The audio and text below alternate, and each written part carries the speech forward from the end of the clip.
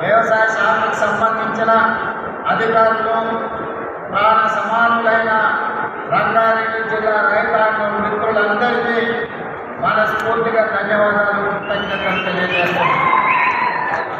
మిత్రులారా, ఒకనాడు రంగారెడ్డి జిల్లా అంటే నగరం ఎవరు వచ్చినా, ఏ జిల్లా నుంచి వచ్చినా, ఏ నుంచి వచ్చినా, ఏ దేశం నుంచి వచ్చినా, వాళ్ళకి కావాలన్నా కూరగాయలు కావాలన్నా, చివరికి పాలకూర కొత్తిమీర కావాలన్నా, ఏది కావాలన్నా ప్రజలే ఈ కష్టపడి ఊరిని ఉదయించక ముందే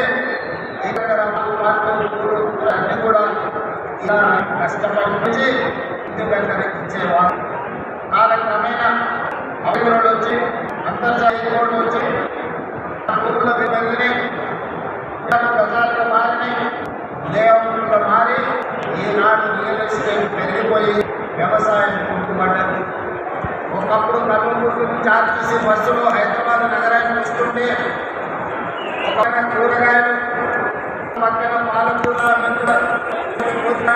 పంటల చాలా పక్కన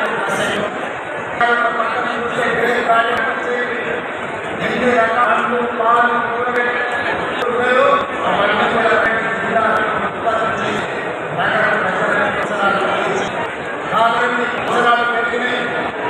వివిధ దేశాలు వచ్చాయి. ఈనాడు కూడా 34 లక్షల జనాభా